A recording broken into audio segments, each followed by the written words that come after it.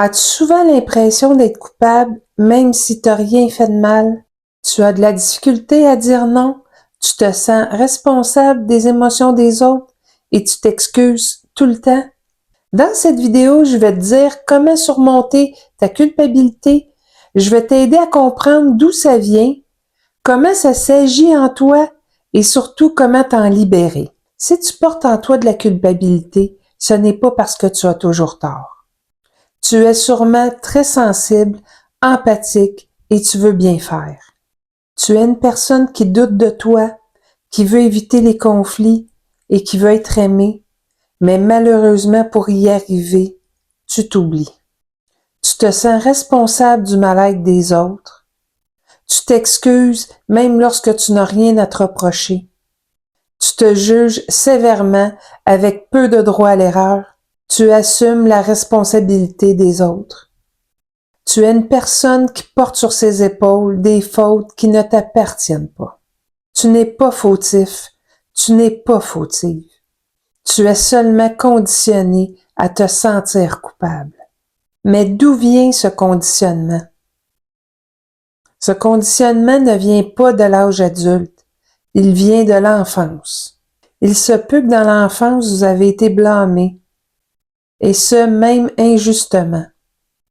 C'est pas vous qui avez fait le mauvais coup, mais c'est vous qui avez été puni, blâmé.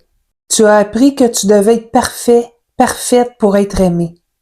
Tu t'es senti responsable du malheur de tes parents. Hein, tu t'es fait dire, mais je suis triste, j'ai de la peine à cause de toi. Ou ce type de phrase-là.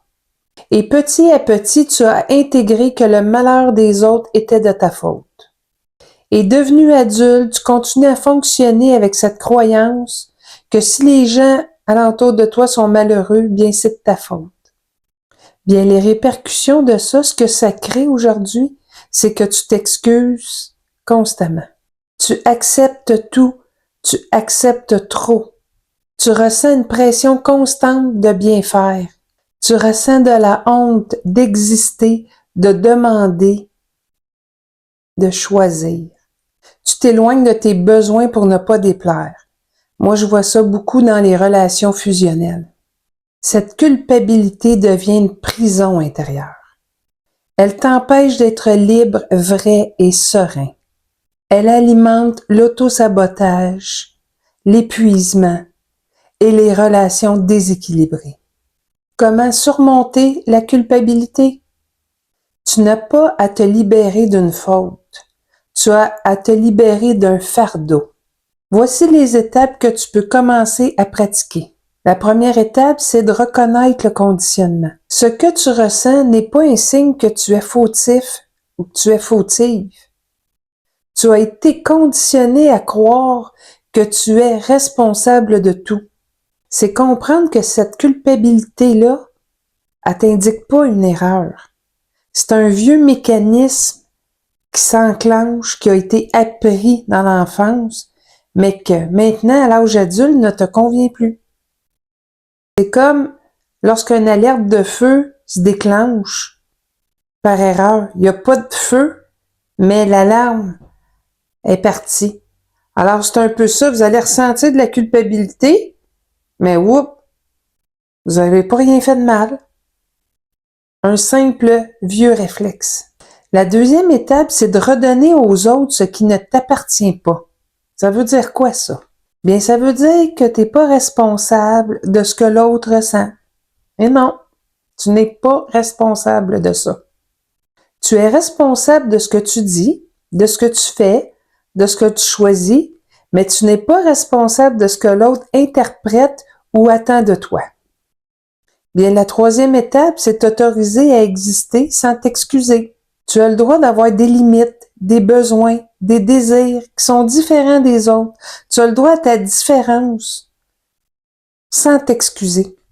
Sans t'excuser d'exister, sans t'excuser d'être toi. Surmonter la culpabilité, ce n'est pas l'écraser. C'est comprendre ce qu'elle vient te dire de ton histoire. C'est te libérer de ce qui t'appartient pas et de te rapprocher enfin de qui tu es vraiment. Bien, je vous laisse là-dessus. J'espère que vous avez aimé la vidéo et si c'est le cas, laissez-moi un petit pouce. Et je vous invite à me laisser des commentaires, j'aime bien vous lire.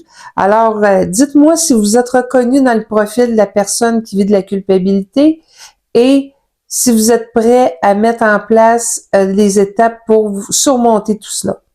Alors, c'est ce que je vous souhaite, hein? Une paix intérieure, une liberté intérieure, apprendre à vous connaître pour mieux vous aimer et mieux aimer.